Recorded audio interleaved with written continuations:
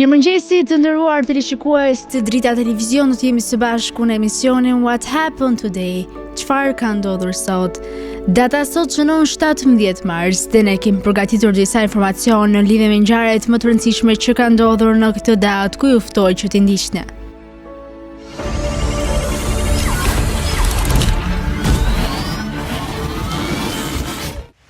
–17 marsi është dita 76 e kalendarit gregorian. Kështu që deri në fund të vitit kanë mbetur edhe 288 ditë. Ngjarje.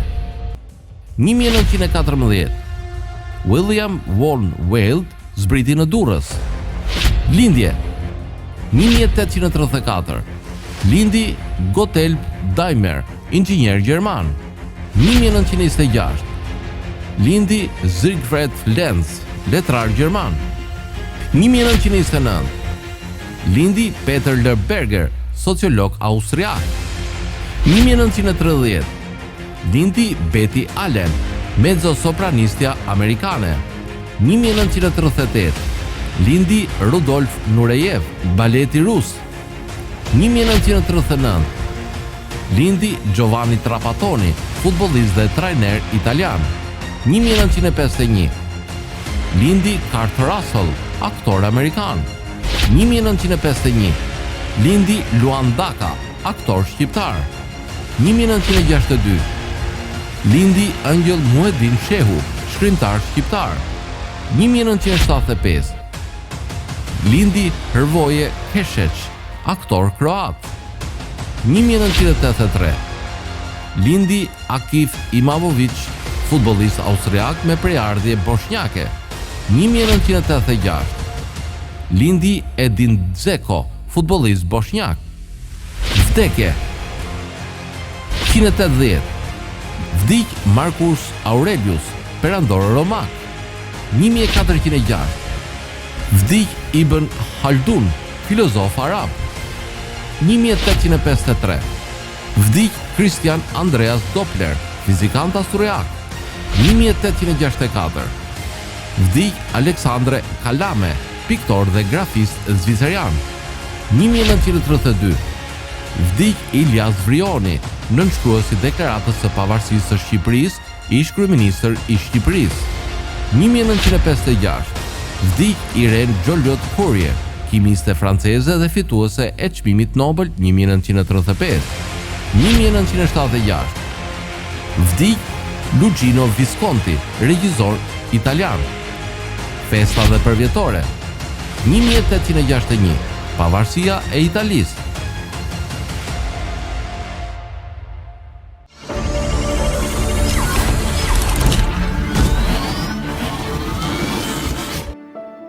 Ndërkohë kemi veçuar për ju biografinë e Eli Fares, e cila është një këngëtare e njohur shqiptare e muzikës popullore.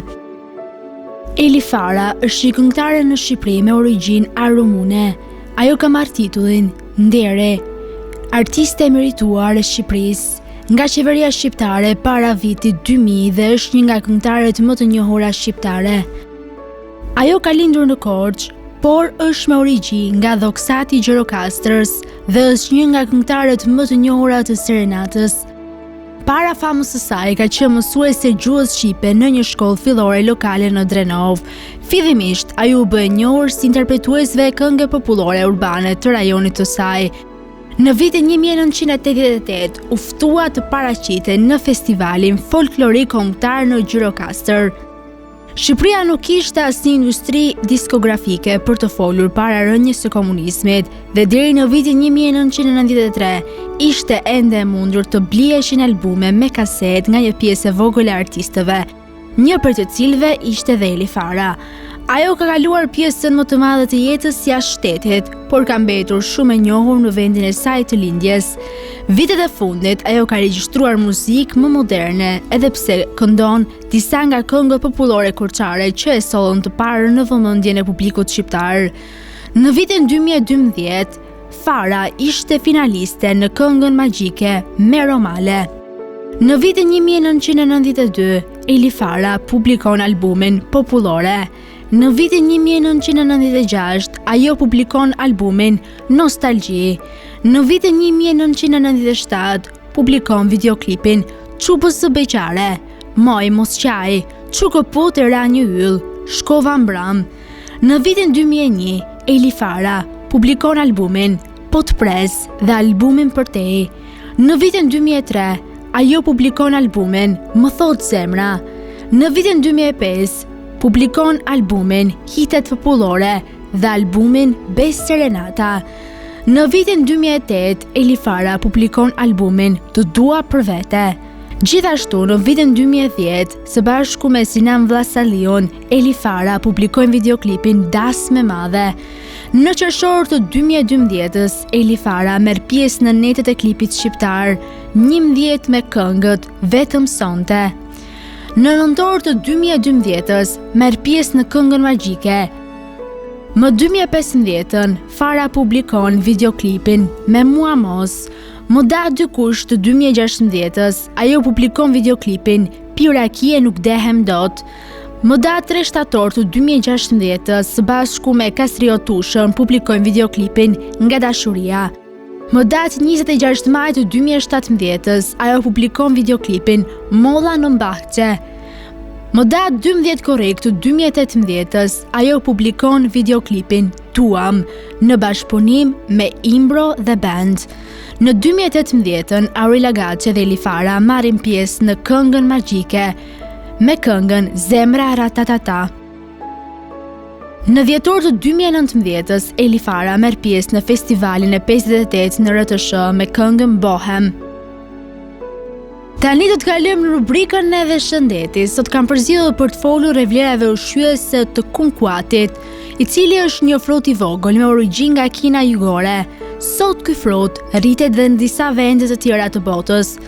Në Kinë është fruti i preferuar që nga lashtësia dhe vlerësohet jo vetëm për vetit që ka, por në kulturën kineze shihet dhe si fruti i bollëkut.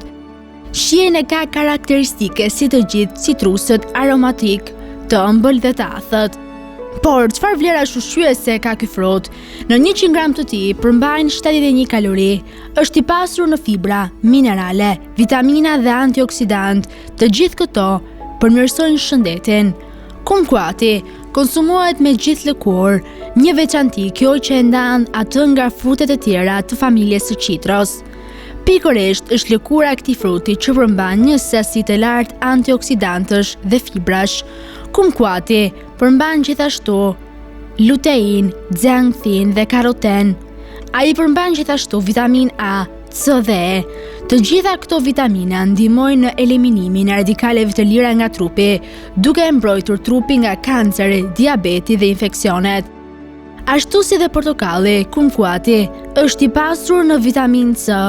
Vitamina C është një antioksidant shumë i fuqishëm që shërben për shëndetin e zemrës, ka veti të shërojë plagët, ndihmon kundër sëmundjeve të ndryshme nervore, lufton artritin, diabetin e të tjerë.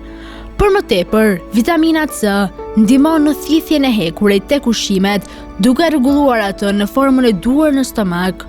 Kumkuati përmban dhe nivel të lartë të grupit të vitaminave B kompleks, si tiamina që është vitamina B1, niacina që është vitamina B3, folate dhe acidin pantotenik që është vitamina B5.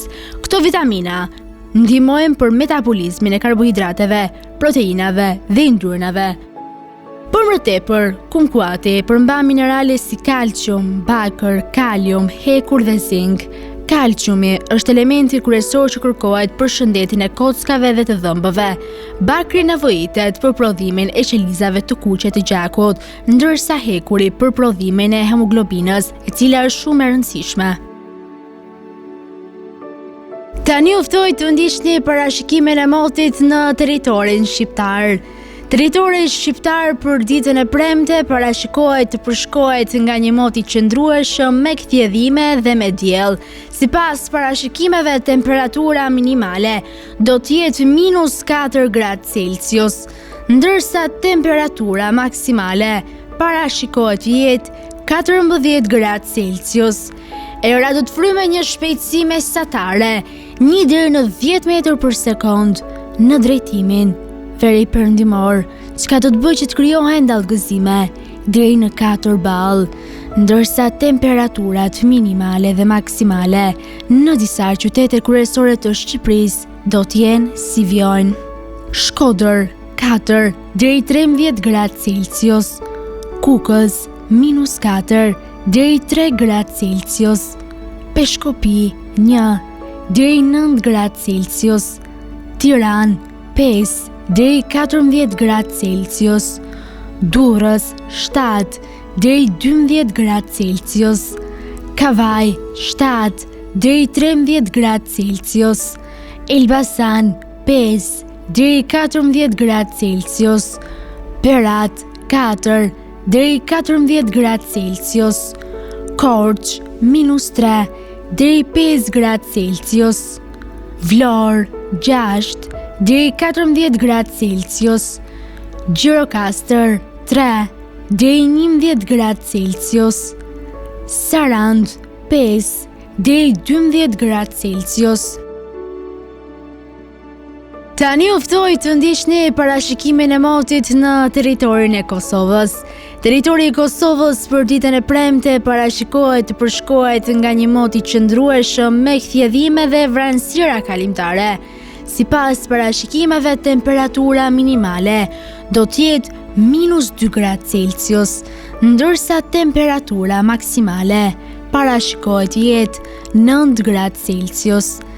Era do të fryë në drejtimin juglindor me një shpejtësi mesatare 1 deri në 4 metër për sekond, ndërsa temperaturat minimale dhe maksimale në disa qytete kryesore të Kosovës do të jenë si vijojnë: Mitrovica -1 deri 9 gradë Celsius, Podujev -2 deri 6 gradë Celsius, Skënderaj -2 deri 8 gradë Celsius, Pej 1 deri 8 gradë Celsius, Prishtinë -1 deri 7 gradë Celsius, Gjakov 0 deri 9 gradë Celsius, Malishev 1 deri 8 gradë Celsius, Gjilan 0 deri 6 gradë Celsius, Ferizaj 0 deri 7 gradë Celsius, Kaçanik 0 deri 6 gradë Celsius, Prizren -1 deri 6 gradë Celsius. Të nderuar teleshikues të Drita Televizion, kjo ishte gjithçka e përgatitur në këtë emision. Ndërkohë ju ftoj të na ndiqni në rrjetet tona sociale, Instagram, Facebook, Twitter dhe TikTok. Ndërkohë, nëse dëshironi të na ndiqni live, mjafton të klikoni në webdrita.tv. Kjo ishte gjithçka e përgatitur në këtë emision, ndërkohë ju ftoj të ndiqni programacionin në vijim të Drita Televizion.